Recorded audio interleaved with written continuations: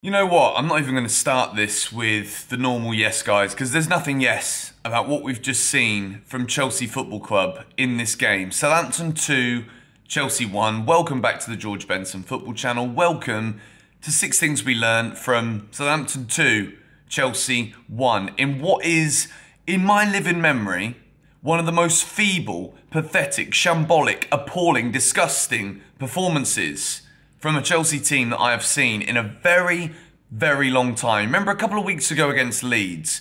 Luckily, I waited a few hours to do that video because now all I have is rage. All I have is disappointment and frustration at what was a nothing Chelsea performance. We might as well have not shown up. We might as well have got however many red cards it is until you concede the game 3-0.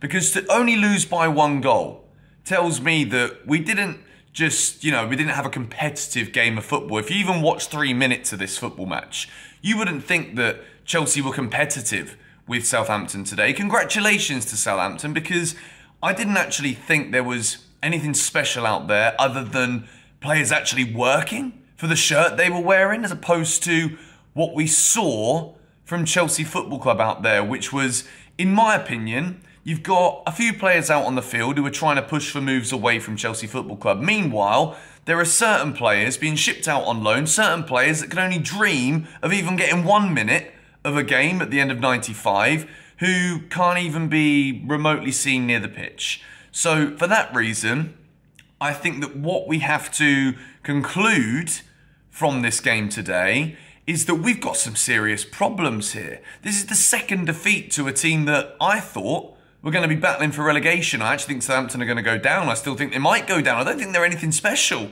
And that isn't me trying to blame the pitch. Yeah, the pitch is absolutely bloody disgusting, mate. Southampton, you want to go down south? You want to go to the beach? Yeah, lovely. We thought we could have at least played on some decent grass.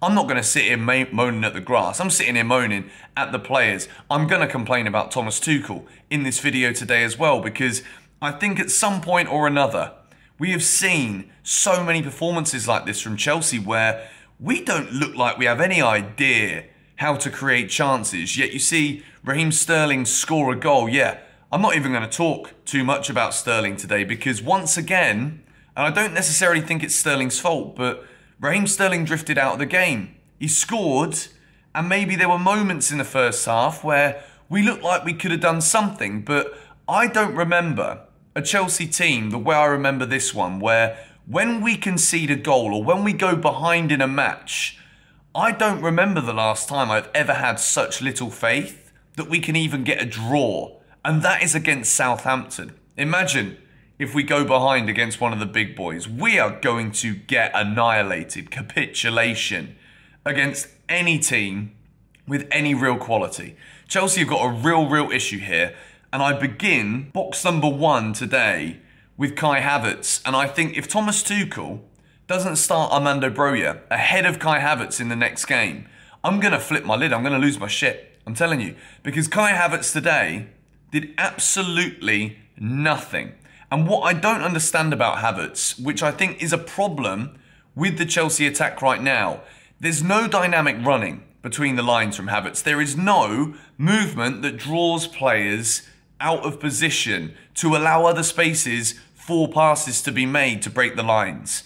Today, when we started with 4 at the back, there wasn't the same kind of Thiago Silva, even though I thought Silva was absolutely amazing today. We're going to talk about him near the end. But what we normally see is defenders being able to walk out with the ball, to be able to make passes potentially into the final third. But Kai Havertz's movement was so stagnant. The Southampton defence knew, and I'll be very surprised if Hassan Hüttl didn't even say this beforehand, Havertz isn't going to do very much but hang around and linger in the area and do a little feeble jump, and the chances are the ball's going to fall into the goalkeeper's hands.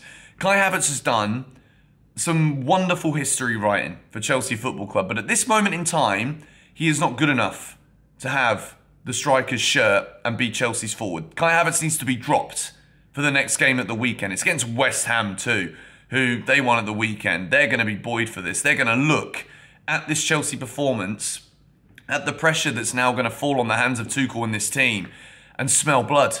And I think Kai Havertz today was atrocious, I'm afraid. I think it's probably the worst performance I've seen from Kai Havertz in a Chelsea shirt. There was nothing really offered whatsoever. We move into box number 2, Jorginho as a red. If you haven't seen, I've also uploaded a video that's a bit more positive about 10 minutes before the end of the game, because I realised that a lot of you guys are quite smart.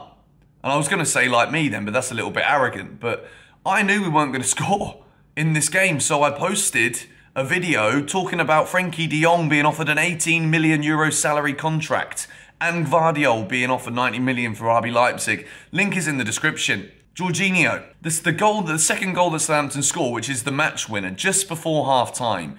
Jorginho's movement to try and track Diallo, to even attempt to put in a tackle, is just appalling. Jorginho, we know he's not the quickest, but the movement is shocking. I run faster than Jorginho does. I'm sorry, I know that this is going to come across as such a downbeat, slant in the players. We've got so much excitement about transfer news, but we can't even win a flipping football match on the field. Yeah, I get that. But tonight, there's absolutely no excuses for this. It was shocking. And I think if it wasn't for Ruben's injury and the fact he's got an ice pack around his leg, it should have been Jorginho, the man who was taken off. I think Jorginho today showed that Chelsea are in desperation for a midfielder right now. If you're going to play 4 at the back, you cannot ever put Jorginho as a lone defensive midfielder. He deserved to be hoiked off. Box number 3 is Thomas Tuchel for even making that decision in the first place. Put Kane Chukwuemeka on. Stick Billy Gilmour on the field. Billy Gilmour, after seeing this today and after seeing how bad that midfield was, he's going to take one look and be like, you know what, mate? I want to go to Brighton. I want to play for Harry bloody Potter, Graham Potter. That's what he's going to do. I'm telling you now, we have got so many things to be concerned about here. And the substitutions as well. You know, Christian Pulisic comes on, does nothing. I'm not going to say I'm that surprised, but I also don't want to slate Pulisic that much because he's not really had much of a shout. Ben Chilwell doesn't really look fit and ready to be playing at an intensity that we desperately needed. And I feel as though whatever was said at half-time was not comprehended and understood by these Chelsea players, which is why Tuchel gets a red box, because when you see how flat and insignificant our presence on the field was in that first half, you've got to do something different in that second half. And I think even though the one change that was made, Kovacic, was not bad, but even he's not fit. Players are still being played out of position. Yeah, okay, maybe we have to. But at the end of the day, you go and spend 15 mil on Chukwuemeka. Stick him in the middle. Just put him on. If he's fit and ready, look what Armando Broja's attitude showed in the first 2 minutes when he came on. He did more with his first 3 touches of the ball to rally up the Chelsea fans than Kai Havertz did the entire 65 minutes he was on the pitch. It was atrocious today from Chelsea, from Thomas Tuchel as well. And box number 4 is Mason Mount. You guys say that I've got no bad words to say about Mason Mount, and today I do have bad words to say about him. I've got bad words to say about almost everybody apart from the man that we'll put in box number 6. But Mason Mount didn't do anything today, and I do think, once more, it's a lot to do with Tuchel as well, because I do think there's uncertainty about where players are playing and what the role is. And I think the biggest issue with Mount is there was no movement today. Normally, even when Mount has a bad game, you can say that he fought. You can say that he was at least trying to chase the ball down, to win Chelsea the ball back, to at least then try and instigate a pass to get the ball somewhere. I don't know what we're doing in possession right now. I don't know what we were doing tonight out of possession. Che Adams run his flipping socks off out there. Che Adams did more than any Chelsea player did apart from Thiago bloody Silva. Mason Mount, as much as people might say I don't want to criticise him or he's the golden boy and there's all of these little like different pockets of Chelsea fans, we've got to stop all of this as well, guys, to be honest. I think sometimes you've got to call a spade a spade. And tonight, we're all a bunch of flipping spatulas out there on the field. That's all it was. Mason Mount is box 4. Box 5 is a red for Azpilicueta.